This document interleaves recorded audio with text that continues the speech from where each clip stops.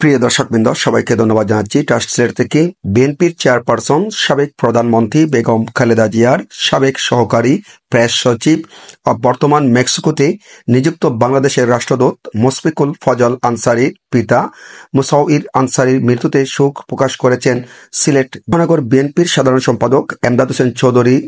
বলেন, কর্মজীবনে তিনি দেশি বিদেশি নানা সংস্থা সহ সৌদি হজ মন্ত্রণালয়ের অধীনে সরকারি হজ কার্যক্রমে জীবনের একটি বড় অংশ অতিবাহিত করেন। কর্মজীবনে তিনি সততা, নিষ্ঠা ও দক্ষতার সহিত কাজ করে গিয়েছেন। আজ ৮ মে বৃহস্পতিবার সিলেটের ঐতিহাসিক শাহী ঈদগাহ মাঠে আসরের নামাজের পর তার জানাজা অনুষ্ঠিত হয়। জানাজাতে Sylhet SMP metropolitan police commissioner মহোদয় সহ বাংলাদেশ জাতীয় দল বিএনপির অঙ্গ সংগঠনের এবং সামাজিক রাজনৈতিক ব্যক্তিবর্গ অংশগ্রহণ করেন। ওনার ব্রেন হ্যামারেজ হয়েছিল এবং সাথে সাথে সিলেটের মাউন্ট এডোরায় অ্যাডমিশন হয়েছে।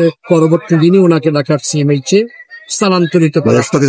আমি মাউন্ট এডোরাতে অসুস্থ হওয়ার পরও আমি ওই দিন রাত্রে গিয়েছি, দেখেছি এবং যতটুকু ডাক্তারদের কাছ থেকে জেনেছি ওনার ব্রেন হ্যামারেজ হয়েছে। বাট কতটুকু হয়েছে সাথে সাথে তারা কিন্তু এমআরআই তার ওনার করতে পারেনি। পরবর্তী পর্যায়ে ওনার এমআরআই করা হয়েছিল এবং এমআরআইতে সেটা রক্তক্ষরণ এসেছে।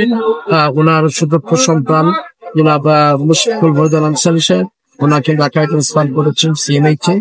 আমি সিএমএইচে গত পরশু রাত্রে আমি সিএমএইচে গিয়েছিলাম, কিন্তু সেখানে দেখতে পারিনি কারণ তাদের নির্দিষ্ট সময় আছে এবং সেখান থেকে যতটুকু ডাক্তারদের কাছ থেকে জানতে পেরেছি এবং মুশফিকুলের কাছ থেকে জানতে পেরেছি ওনার যে রক্তক্ষরণ যেটি হয়েছে সেটি ধীরে ধীরে ব্রেইনের দিকে সব দিকে স্প্রেড করতেছে, অর্থাৎ ব্রেইনের মধ্যে একটা আবরণ পূর্ণ হয়ে যাচ্ছে, অর্থাৎ ধীরে ধীরে ওনার সব যে ভাইটাল অর্গান এবং ফাংশন যেটা সেটা বন্ধ হয়।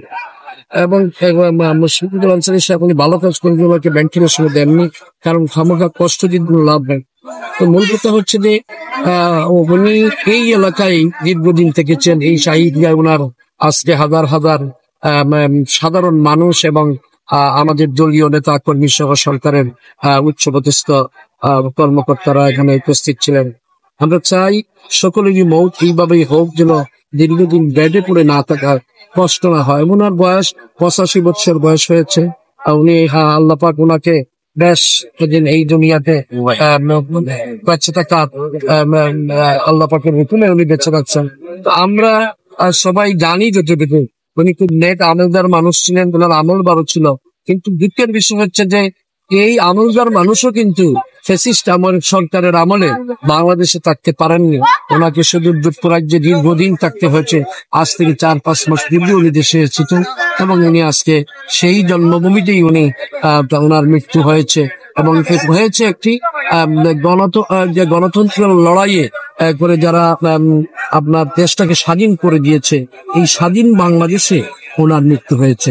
এটা একটা ওনার হয়তো উনি এসেছেন এবং উনি উপভোগ করেছেন যে ফ্যাসিস্ট সরকার তো আর এই দেশে শাসন করছে না, একটি অন্তর্বর্তী সরকার। এবং এই সরকারের আমলে ওনার যে সুদক্ষ সন্তান আমাদের বিএনপির চেয়ারপারসনের সাবেক প্রেস সচিব বেগম খালেদা জিয়ার প্রেস সচিব, উনি বর্তমানে বাংলাদেশের রাষ্ট্রদূত হিসাবে মেক্সিকোতে রাষ্ট্রদূত হিসাবে নিযুক্ত আছেন।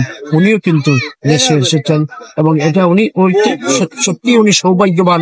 আমি আরো বলবো যে ওনার আরেকজন সন্তান, ছোট সন্তান, যিনি নামাজে জানাজা আদায় করলেন, এত চমৎকার ভাবে উনি ওই আগামত দিয়েই যে শুরু করেছেন, সেটা একটা কোরআনের হাদিস দিয়ে শুরু করেছেন। এটা চমৎকার জিনিস হয়েছে। এই ধরনের সন্তান সকলেরই হোক, এই ধরনের পিতার সন্তান আমরা সকলেই হওয়া উচিত।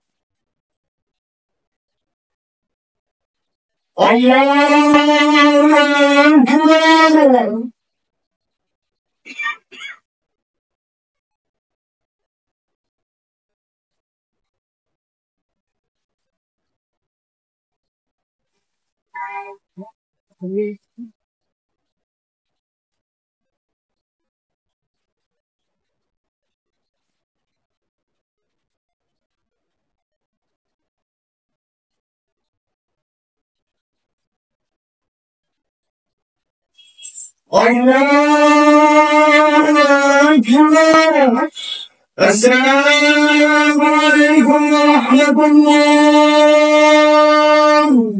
السلام